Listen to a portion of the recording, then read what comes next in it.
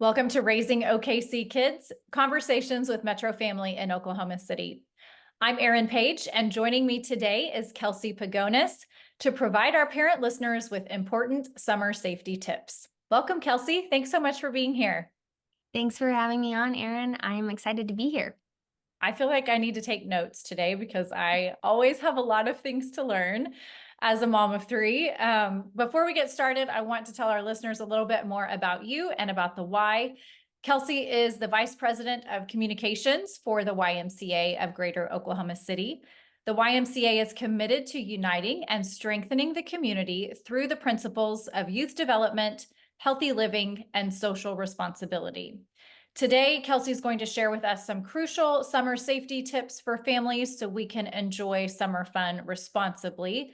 But first, Kelsey, I would love to hear why you love working for the YMCA and how you get to see the organization living out its purpose to strengthen communities and families. Sure. So those answers are actually one and the same for me. I love working for the Y because of everything we do to strengthen our community and the families and individuals in it. Most people think of the Y as a gym and swim. It's a place where you go to work out. But we are so much more than that, whether it's our Getting Ahead program that provides those struggling to make ends meet with the education, support, and resources they need to create a more stable environment for their family, all for free. Or it's our Y Clubhouse program that allows us to provide free, high quality school aged care for Oklahoma City Housing Authority families right there on site. We have so many life changing and life saving programs at the Y. It is an incredible organization, and I'm just so proud to work for it. I'm so glad that you shared that because you're absolutely right. The why is so much more often than people realize. And I feel like the more at Metro Family that we get to work with you guys, the more I learn about all of those incredible programs that you guys offer. And you really are saving lives in our community every day. And it's so great to see that. Yeah, it's astonishing. So now on to summer safety, where you're also helping keep families safe. When it gets hot, many families, of course, seek water fun, but this is an area that we really need these tips so that we can enjoy these activities safely. I understand that Oklahoma is fourth in the nation in childhood drownings, and one of the ways the Y is helping change those statistics is through your aquatic programs, teaching families safe practices in and around the water. Tell us more about the Y's Safety Around Water program. What all does the program entail, and how can families get involved? Sure. So, Safety Around Water is a YUSA program. So, that means it's a national program happening in hundreds of communities across the country. Um, so YMCA of Greater Oklahoma City's Safety Around Water program is a coordinated effort between the Y and local schools to bring second graders to our pools once a week during the school day for 8 weeks. If the school participates in Safety Around Water, all second graders are invited to attend. It's absolutely free for the families and the schools. We cover all the costs, including transportation, the program cost itself, the instructor costs, the equipment, everything. We can offer Safety Around Water to outside groups, but those offers are still based on pre-existing groups within the at-risk community. So think apartment complexes, boys and girls clubs, Jack and Jill of America, nonprofit summer camps, like summer camps for children of incarcerated parents, those groups. So every year we have around 1,500-ish students come through this program. 1,500 second graders go through this program. It's incredible. Um, and I'd like to say Safety Around Water is a great first step in equipping children with water safety skills. They go through 8 sessions that teach kids what to do if they find themselves in water accidentally. So it starts with basics like floating, blowing bubbles, submerging their face and body, jumping, treading water, like all of those basic water skills. And then they go more in depth. They learn specific techniques that people can use if they find themselves or someone else in an unsafe situation around water. It's a truly incredible program, and it focuses on some really serious technical skills to help reduce the risk of drowning, but the program does weave in fun activities to reinforce those skills and, most importantly, empower the participants. That is really incredible that you're able to work with that many kids and for free every year. Yes, yeah, I would be remiss if I didn't mention that we run on donations. Um, so if you would like to donate to that program or any of our other life-changing and life-saving programs, you can go to give.ymcaokc.org. Yeah, that's a great point that you're only able to offer the programs through the generosity of our community members.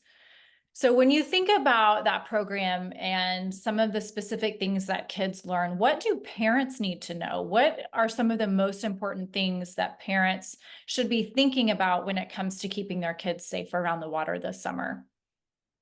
I'm glad you asked. We actually provide the parents or guardians of the children enrolled in the program. We have them sign a pledge, and that pledge has these 6 core water safety principles. And so these are good things for all parents to know.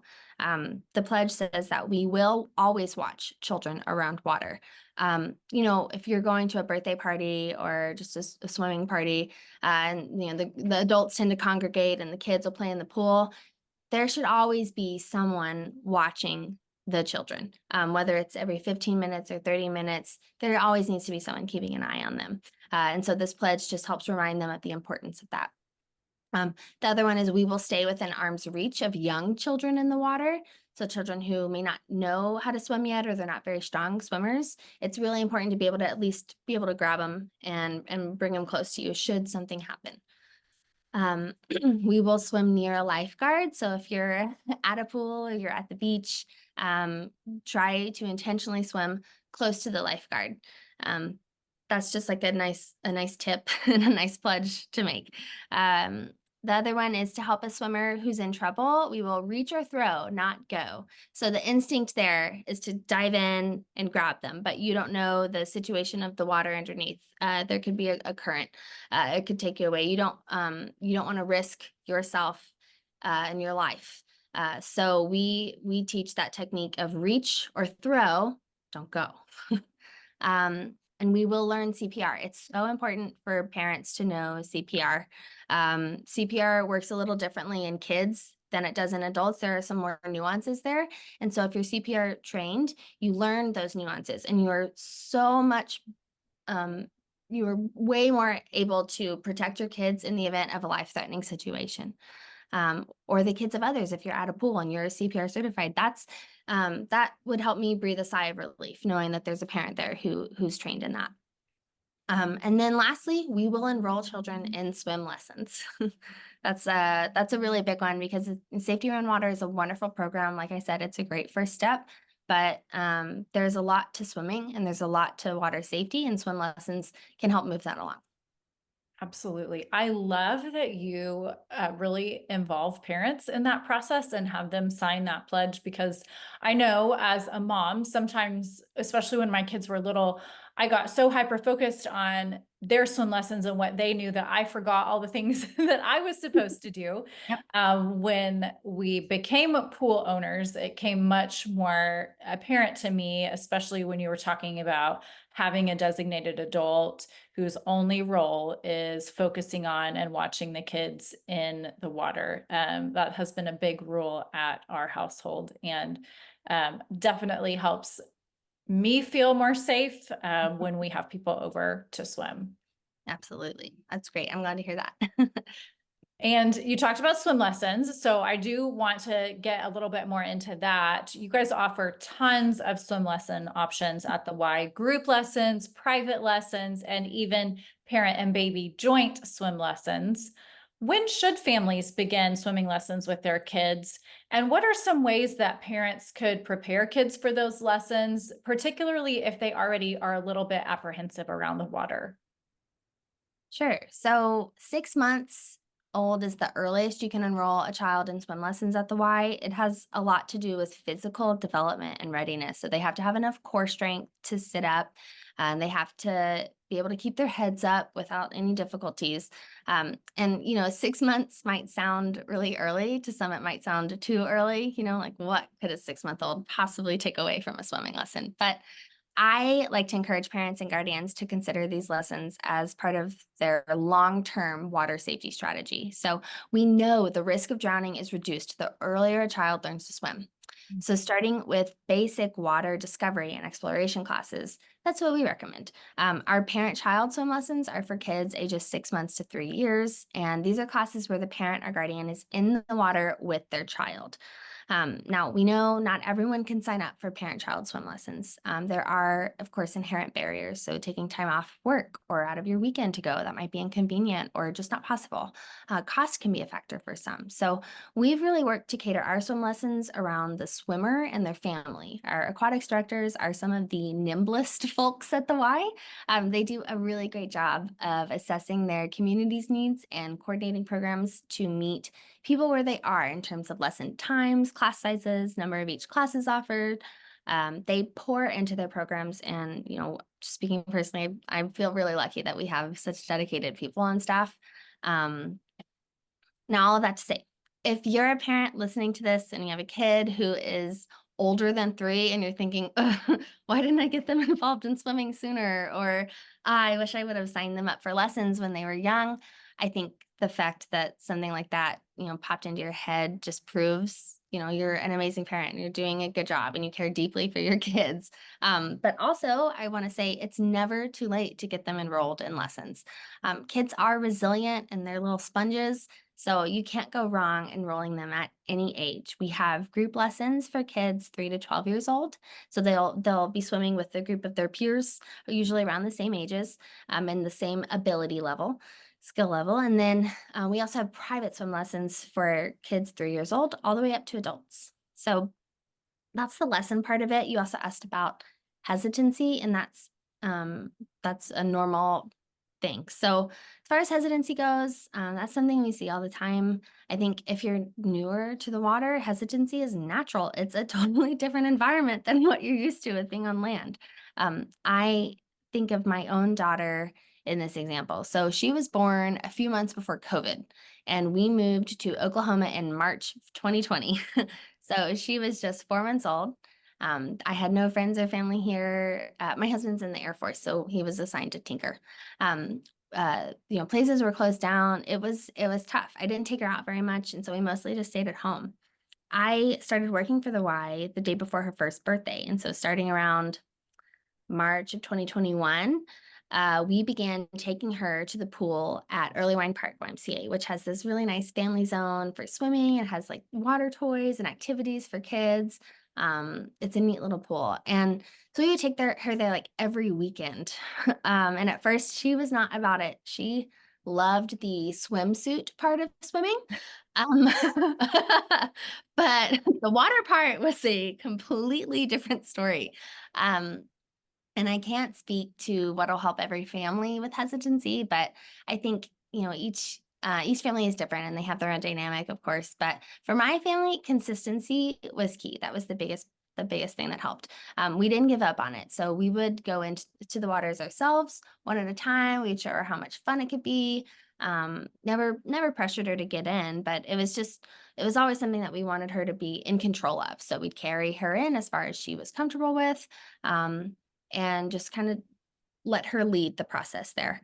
And then one day I was sitting on the edge and I had my toes in the water, and she came down, sat next to me. She did the same.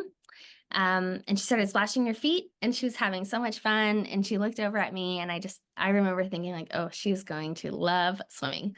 And she was only like 18 months at that point. So it had taken like 7 to 8 weeks to get there, which hearing that out loud does sound like a long time, but it was only once a week for like 30 minutes. And so we timed it to where, the YMCA has child watch available. And so you can leave your kids at child watch for up to 2 hours while you go work out. And so we would definitely take advantage of that. And then it closed at 4. We would head to the pool around 4:15 and then be out by 4:45. So, that was during open swim times. And I would say taking advantage of those open swim times as a family, those are going to be the best times to get in and start acclimating your child to the water. That and just being consistent with it. That is such good advice. And what I love about that, and also the joint parent baby lessons, when you again think, what in the world can my child learn at this age? that level of comfort that kids that age receive when they are doing the activity with their parents, I feel like for me, that was the most beneficial part of that, that they felt more confident and secure from a young age because we were doing the activity together. And then as they got a little bit older, it felt like something that they were already accustomed to. And I will agree with you that the hardest part, I think, is the patience on the part of parents. I had one of my sons just did not want to put his face in the water. He was happy to put everything else, but not his face. And it took probably a whole summer of practicing in the pool and in the bathtub for him to kind of get over that. So it was, again, hearing that sounds like a long drawn out process, and it felt long in the midst of it, but that consistency and not pushing him beyond what he felt comfortable with, I think, is what really made that work in the long run. Yeah, we want positive experiences. We want them to associate swimming and time in the water with positive memories, and so that's part of the reason, like you mentioned, that the parent-child classes are so phenomenal. Is like you're their whole world, and so anything you do with them, they're going to associate it with something positive, and so that's probably a big key to remember. Okay, so when we're out at the pool or enjoying the summer sun, we also have to keep our skin safe. At what age is it okay to begin putting sunscreen on kids? Is there a certain SPF you recommend? How often do we have to reapply? And do you have any great tips for making that sunscreen application feel like less of a chore for everyone? So you're for those who are listening, I am a redhead. So I know quite a bit about sunscreen and what happens when you don't wear it. So it's been a pretty important part of my parenting journey is getting my kids used to wearing sunscreen. My husband is Greek, actually, so both of them inherited his skin. So it's not something that I think is as front, it's not as top of mind to them as it is to me. But regardless, it's a non-negotiable for us. So let's see. So kids can start wearing sunscreen as early as 6 months old. But I would, of course, encourage you to check with your pediatrician. We use zinc oxide mineral sunscreen in my house. I like the mineral sunscreens. They're great because they have very few ingredients. And, with kids, typically they have pretty sensitive skin. So it's nice to use the fewer ingredients better. My recommendation for SPF would be at least 50. But again, talk to your doctor. They may have a different suggestion. I personally wear at least 70. But again, I am a redhead, so I feel like I could never be too safe. The sunscreen container itself will usually have instructions for reapplying. Generally, you'll see 2 hours, but if you're swimming or if you're sweating, you want to reapply right after you finish that. So it's easy to forget about reapplying. A hack that I've started to use is I just set a timer when we go out into the sun. So I say like, "Hey Siri, set a timer for 2 hours." I hope she didn't just turn on. Um, and then that way I don't have to constantly be checking my phone or worrying about missing that reapplication window. Um, and as far as like getting the sunscreen on their bodies without much of a hassle, I think it's a rite of passage, right? For kids to just like putting on sunscreen. I don't think I've ever met a child who's like, "Oh yeah, please more sunscreen." That's what I live for. But I think if you put yourself in their shoes, outdoor activities are so fun for kids. They spend all day inside in school, sitting down, focusing. And then summer comes and they get to go outside and burn some of that energy and hang out with their friends. And I mean, it's understandable why they see their parents' desire to keep their skin protected as really lame in comparison. I get it. So here are some suggestions that I've got for families who are struggling with this. The first is, I mentioned it earlier, it should be a non-negotiable. So for the way we work with non-negotiables in my house, as we prep the kids about them ahead of time. So if we get an invitation to a bounce house birthday party or a pool party, beforehand, we talk about the fact that will involve wearing sunscreen. When we're driving there, we'll remind them and say, just remember, before you go outside, we'll need to put on some sunscreen. It'll take just a couple of minutes, and then I won't bother you about it for 2 whole hours. We try to reinforce that idea. So that's for like a specific event, to prep them for a specific event.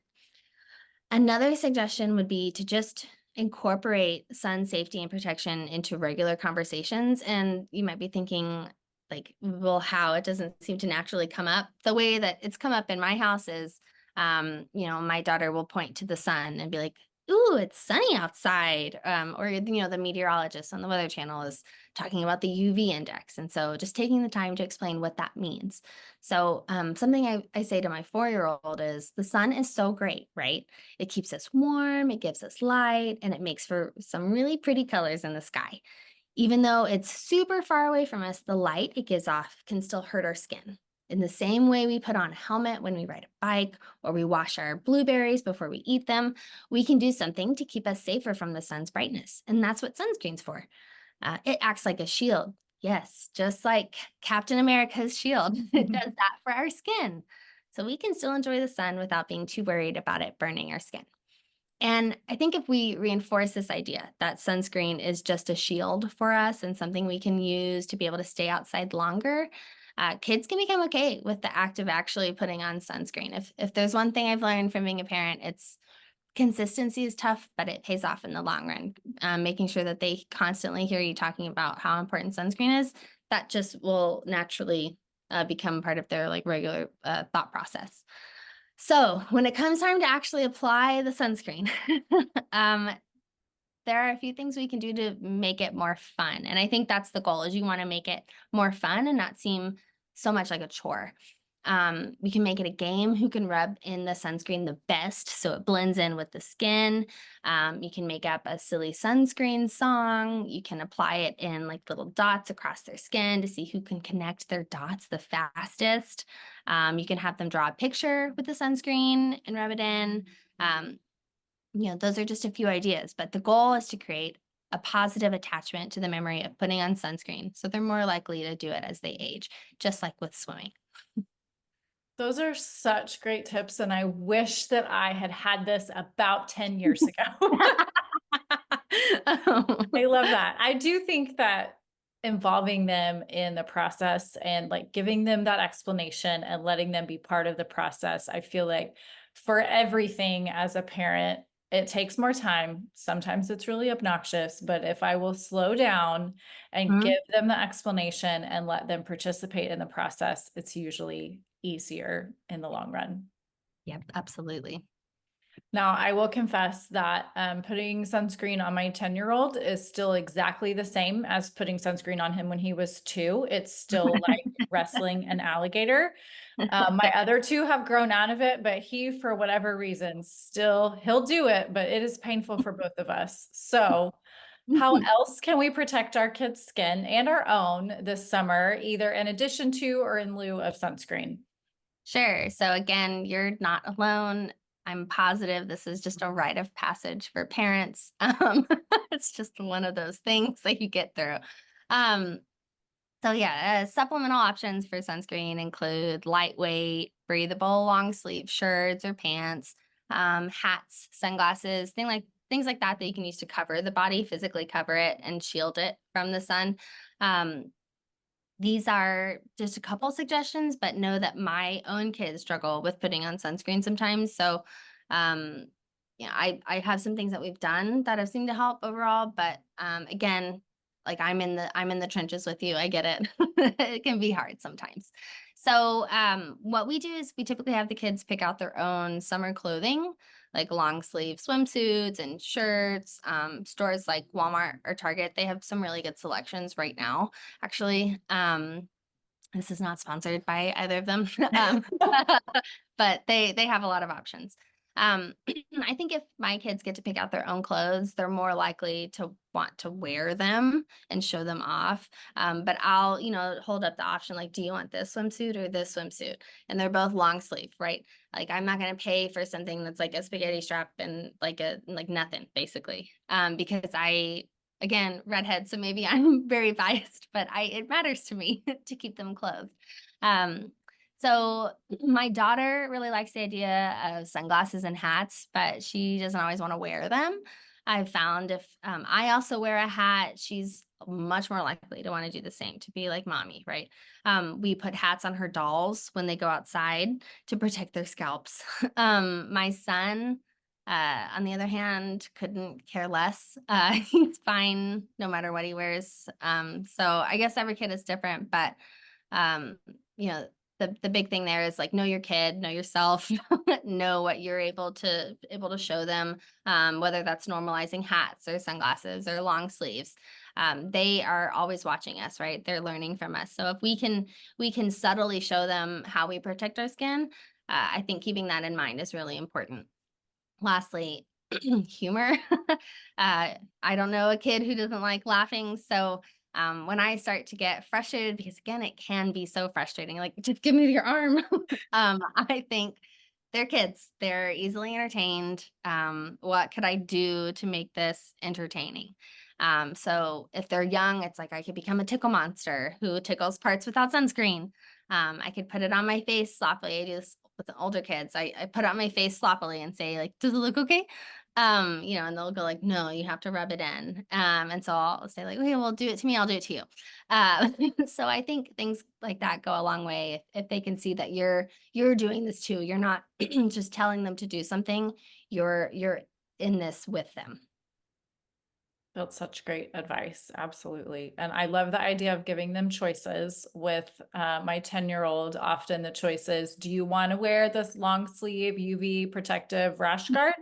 Or do you want me to put sunscreen on your arms and your torso? You can Yeah. pick. And It's a great, sometimes we yeah. both go for the shirt over the Yep. sunscreen Yeah. bottle. Yeah, that's right. Like we still have some control over the situation, right? But I think giving them the ultimate last decision is crucial. I love that. Yeah. Hydration is another important part of staying safe as a family this summer. This makes me think of there's a meme going around about like kids that grew up in the 80s and 90s. We didn't drink water at all until we were like 30. And now our kids take water bottles everywhere they go. It's a different world and we're better for it. Yeah. So, how much water should our kids be drinking? How can we encourage them to get enough water, especially when we're spending a lot of time outdoors or maybe they're playing summer sports? Definitely. So the recommendation for water will vary depending on the age. The older the kid, the more active the kid, the more water they'll need. The general recommendation is typically 6 to 8 cups a day if they're going to be outside. The other part of that, however, is avoiding those sugary drinks because those can aid in dehydration. If they're drinking a sugary drink, they're not drinking water. So talk to their doctor, pediatrician, figure out if they've got a good recommendation. But I like to abide by the if they're thirsty, then they need to drink some water rule. Because sometimes it's not like you're able to track, like, okay, I think they've had 4 cups. That means they need 4 more. You try to gauge how they're doing. So, sweating helps us cool down our bodies. And so, if we're not doing that, or they can't do that, then they're not consuming enough fluids. And so, that's something to be looking out for, making sure that they're sweating and that they're going to the bathroom. Those are signs that they are drinking enough. That's great. Okay, this is one that I forget every year as we Mhm. head into summer. What is the difference between heat exhaustion and heat stroke? How do those symptoms vary? And what do parents most need to know about how to react? Sure. So it's really important to know the signs of heat related illnesses. Heat cramps is usually the first sign that something might be going awry. So they often happen due to exercise and extreme heat, and with that in combination of not drinking enough fluids. So if your child's complaining about stomach cramps, have them take a break and enjoy a glass of water in a cool shaded area. If you have access to go inside somewhere with AC, I would recommend that. So you have, excuse me, heat cramps is like the first sign. Next would be heat exhaustion. So I think of it, the severity of cramps, mild, right? Exhaustion, like, oh, that's rough. Stroke would be very severe. So exhaustion is that second level. And the symptoms there are, excessive sweating. We talked earlier, like you want to make sure that they're able to sweat. If they are profusely sweating, that could be a sign of heat exhaustion. If when you feel their skin, if it's cold and clammy.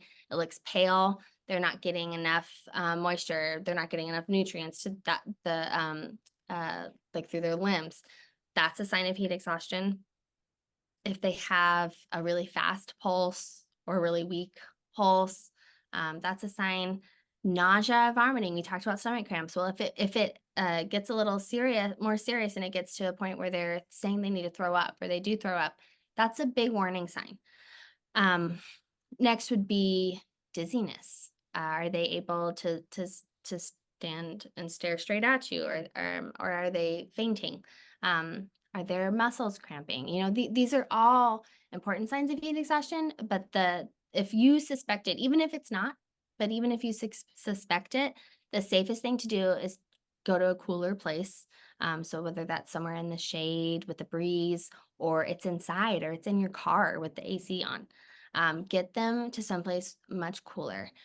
We want them to um, lie down and like loosen the clothing, because tight clothing can be restrictive. So that loose clothing can really help. Laying down is really helpful. If you have access to something like cool wet cloths, putting that along the body. If you're going out to the beach, or if you're going out to the lake, maybe pack in your ice chest, pack some ice packs maybe. You can wrap some towels around them if something happens. That way you've got the ability to keep them cool and manually cool their body down for them. Have them sip water. Again, we talk about the importance of water and heat. I can't overstate it enough. More is better here. So you should have some water with you wherever you are. Just encourage them to take sips. If they're having nausea or vomiting, or they're feeling weak, we don't want them chugging water, but sips will help. And then uh, let's say they're not getting better. It's progressing. It's getting worse. That is heat stroke. And so heat stroke is a medical emergency. You would want to call 911 if you suspect heat stroke. So something with heat stroke would be like top to bottom, like headache, probably have a headache because they're severely dehydrated. They may even be unconscious. I doubt that you'll have a thermometer on you at the lake, but if you do, their temperature would probably be like 102, 103, something very high. That would make you think that they have a fever, right? Because their body is really struggling right now. They have a very, very strong, fast pulse, because their heart's doing everything it can to keep them going. Again, nausea or vomiting. I think it's important to say, like, is it a level 2 nausea vomiting? Like, are they having nausea vomiting with these exhaustion symptoms, or is it nausea vomiting and things are just not good? That's kind of a good differentiator, is you can kind of tell, I feel queasy versus like not being able to control it. And then a big one is no sweating. So we talked about the importance of drinking water, and that allows your body to cool you down. But if you're not sweating, that means your body's trying to retain as much as possible, and it's not letting that out. And so it's not cooling your body, and it's this vicious cycle. So if they're not sweating, if they have really hot and dry skin, we talked about earlier with exhaustion, it would be cold and clammy. They've got the opposite. It's in heat stroke territory, and that's an emergency. So call 911. That's the first thing. And a lot of the recommendations are similar. You would want to move them to a cooler environment. You want to put the cold cloths on them. Now, this next one, you don't give them fluids. If you think they've got heat stroke, that it's that severe, and you have 911 on the way, which the dispatcher will likely tell you not to provide them with fluids, but just in case, if you really think it's stroke, you don't want to give them any fluids. So, those are, I know it's kind of a bummer to talk about, but it's really important because I feel like the summer months get so hot here, and it's pretty dry. I'm from Houston, so I was used to that like hot, humid weather, and here it's drier, it's different. So I encourage everyone to talk to their pediatrician ahead of these summer activities. They may have a handout that you can use. You could take a picture of it or something, or you can go online and try to look up these symptoms and take some screenshots and save them. I have an album in my phone for like in case of emergencies. And so it's just like a cool resource I've got that if I haven't had to use it yet, knock on wood, but if I ever do, I've got these things that I don't have to use a lot of brain power to go to, because in these instances, this is your child. You're going to be concerned and you may not be thinking straight. And so having something ready ahead of time is so helpful. That's going to be really helpful in the long run. That is a brilliant idea. I love that, to have that album in your phone that's ready to access. Hopefully you don't ever need it, but it's there in case Mhm. you do, or if you have somebody else in your life that needs that information, you've got it ready to go. Thank you for going through all that, Kelsey. That was really, really helpful. And I feel like it's so important for all parents to get those reminders as we head into the summer months. So, as we close out today, Kelsey, what is the most important message you want to leave with our parent listeners about enjoying the summer safely? Sure. I think the theme throughout this whole conversation has been keep at it. The consistency is so important, and it's so worth it to know that you've done everything you can to keep your kids safe and protected. Consistently prioritize safety around water, consistently put on sunscreen and encourage them to wear clothing that'll protect them from the sun. Consistently remind them to drink lots of water and to listen to their bodies. Being consistent, I think, is the best thing that we can do for our kids. And also I should mention that the Y, we're filled with lots of caring and responsible staff who are phenomenal with kids, and they're trained on how to keep kids safe. And so they know what to watch out for. So I just want to say, if your child's enrolled in a program at the Y and you're hearing this and you may be concerned about their safety, whether it's sports or summer day camp or swimming lessons, what have you, they're going to be safe and they're going to be having fun. So great. Thank you so much for joining me, Kelsey. This has been such an empowering conversation for our parent listeners, and I've learned new things today too. So thank you for bringing all of these safety tips to us. Absolutely. Thank you so much for having me. I've enjoyed it. And for our listeners, you can learn more about the programs we've discussed today, plus all the other family-friendly options offered by the YMCA of Greater Oklahoma City, plus where you can find a Y location near you at ymcaokc.org. Thanks everyone for listening. Join us next time on Raising OKC Kids.